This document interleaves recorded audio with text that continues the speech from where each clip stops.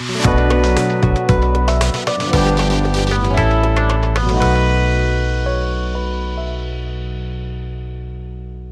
Fund के वर्तमान और संभावित निवेशक, रिस्पेक्टेड सब्सक्राइबर्स, सर आप कुछ ऐसे लोगों के नाम जरा सोचिए जिनकी उम्र 100 साल से ज्यादा है। सोचिए सर, मिले क्या कुछ? चलिए कुछ मॉन्यूमेंट्स ही सोच लीजिए जो 100 साल से ज्यादा से एग्जिस्ट कर रहे हैं। सोच लिया, बहुत सारे आगे होंगे।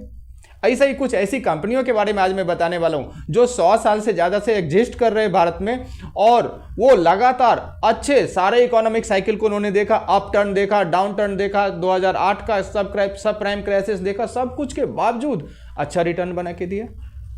लार्ज कैप कंपनियां ही होंगी मोस्टली। हाँ, तो ऐसे ही लार्ज कैप कंपनियों में जो कि 100 साल से भी ज्यादा में एग्जिस्ट कर रही है, उसमें पैसा लगाने का एक बेहतरीन मौका लेके आ गए हैं सर ग्रो वाले।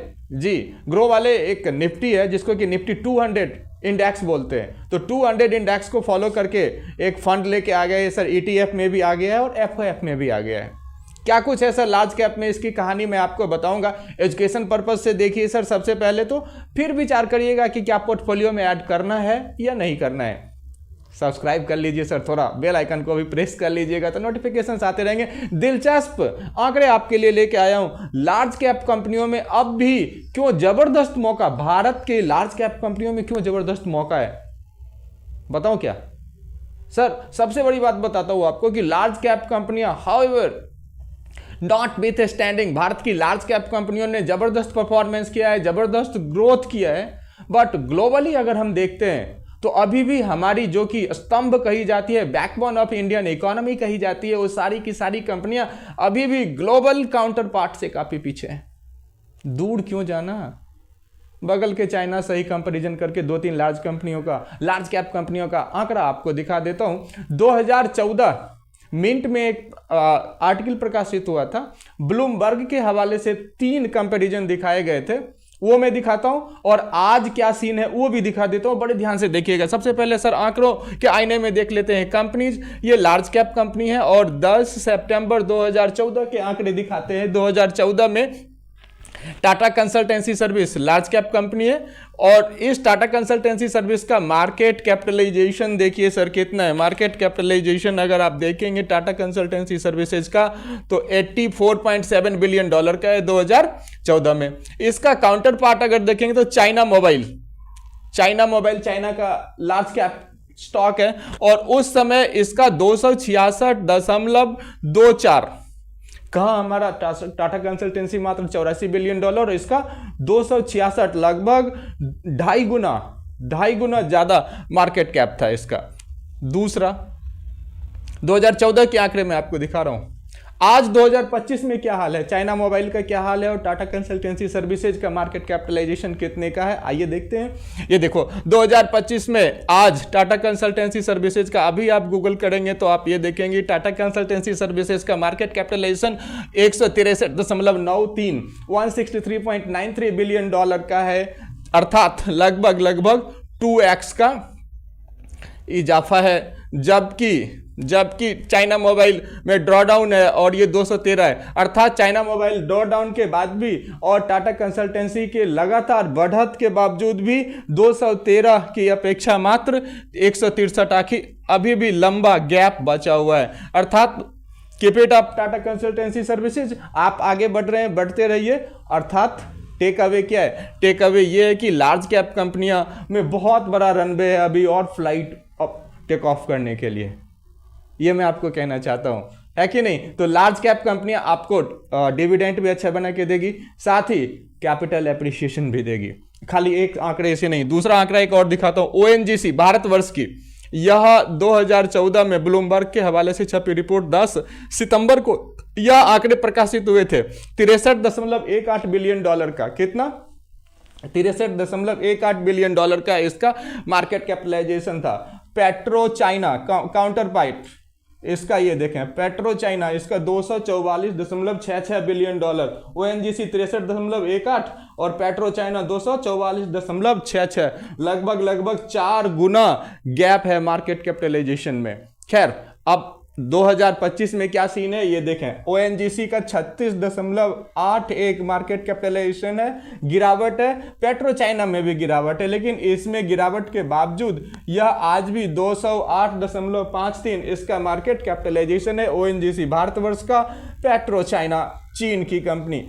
तो अभी भी सर कितने का गैप है, अगर भी अभी भी आप देखेंगे तो तकरीबन इसमें 6-7 गुना, 6.5 गुना का गैप अभी भी इसमें है। अर्थात यह अभी भी इन कंपनियों में स्कोप है ग्रोथ का। चलिए एक और देख लेते हैं sir, peer group RIL, Reliance industries limited. Reliance industries limited 2014 में $54.9 बिलियन का कैपिटलाइजेशन था, और जबकि ICBC industrial commercial bank China का मार्केट कैपिटलाइजेशन था $214.68 बिलियन का। कितना बड़ा गैप है आप अंदाजा लगा सकते हैं, 4 गुना से भी थोड़ा ज़्यादा गैप 2014 में था। हमने वाइब्रेंट इकोनॉमी भारत की देखी, तो आज 2025 में क्या हालात हैं ये देखें।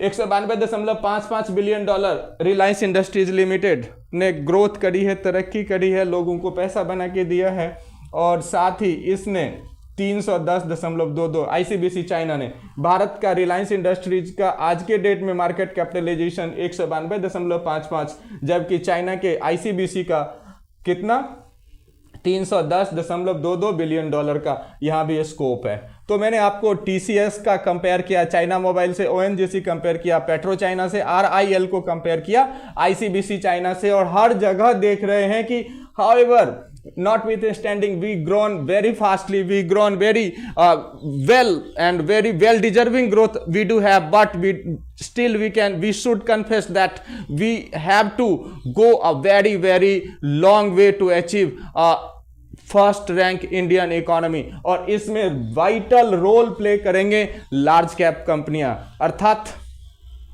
लार्ज कैप कंपनियों में सर मुनाफा भी मिलेगा, कैपिटल एप्रिसिएशन भी आएगा, और जब ऐसे ऐसे खतरा रहेगा ड्रॉ डाउन, जब एकदम मार्केट जैसा अभी वॉलेटाइल है ना, आज उठता है कल गिरता है, कल उठता है परसों गिरता है, ऐसे में एक स्टेबिलिटी भी रहेगी, वॉलेटिलिटी मेजरिंग मैट्रिक्स में भी इसका अच्छा परफॉर्मेंस रहेगा। तो ये सब मैं सिर्फ गुणगान लार्ज कैप की कर रहा हूँ, ऐसी बात नहीं है। लार्ज कैप में कुछ दिक्कतें भी हैं, और वो दिक्कत बेसिकली कि आपको एकदम से बहुत बड़ा उसमें कोई शार्प राइज देखने को नहीं मिलेगा। और सर एक चीज और भी आपको बताते चलूं कि sharp rise and sharp fall, कभी देख रहे हैं कि ग्रोथ में बहुत 100% ग्रोथ लेके चला गया और ड्रॉ डाउन में एकदम से 100% नहीं। सर ये तो स्पेकुलेशन है, इन्वेस्टमेंट थोड़ी ना है। So this is investment. और ये सारी बातें मैं इसलिए आपको बता रहा हूं कि ग्रो वाले निफ्टी 200 इंडेक्स को फॉलो करते हुए फंड ला रहे हैं, और निफ्टी 200 में लगभग 68% नहीं, लगभग 60 से ज़्यादा, सॉरी 78% के आसपास, 70 के आसपास, 70 से 72% के आसपास लार्ज कैप कंपनियां हैं। निफ्टी 200 इंडाइसिस में अगर आप देखेंगे तो 72% लगभग लार्ज कैप कंपनियां हैं, और ऐसी कंपनियां हैं जो 100 साल से पुरानी कंपनियां हैं। ब्रिटानिया का बिस्किट खाया क्या? सर मैं ब्रिटानिया का कोई एंडोर्समेंट नहीं ले रखा है, जस्ट एग्जांपल कोट कर रहा हूं, है कि नहीं? तो ऐसे सर देखें 14 कंपनियां हैं जो कि 100 साल से पुरानी है, 100 साल से भी ज़्यादा पुरानी है। 48 कंपनियां हैं जो कि 60 साल से पुरानी और 100 साल से नीचे। ऐसे ही अगर आप देखेंगे तो ऐसे और भी कंपनियां जो कि 20 साल से ज़्यादा और 60 साल, मतलब कोई 33 साल, कोई 44 साल, कोई 45 साल, कोई 56 साल वाली, और 17 कंपनियां ऐसी हैं जो कि 20 साल हैं पुरानी। तो आपके 100 साल से जो कंपनी चल रही है उसने क्या 2008 के सब प्राइम क्राइसिस के समय डाउनफॉल नहीं देखा होगा, ग्रेट डिप्रेशन नहीं देखा, उसने क्या नहीं देखा? इस सब के बावजूद कितना रिटर्न बना के दिया देख लो सर, रिटर्न भी लेके आया हूं, ये देखो 15 साल के लिए रिटर्न बना के दिया है ये 12.52, ये सब 100 साल से बना के दे रहे हैं, सब अप डिप। जब लोगों ने कहा दुनिया खत्म हो गई 2008 में भैया, अब कोई नहीं बचा सकता, तब भी 12.5% का रिटर्न बना के दिया 15 साल में। 10 साल में देखेंगे तो 12.28% का, 5 साल में देखेंगे तो 16.95% का, और 3 साल में देखेंगे तो 13.12% का।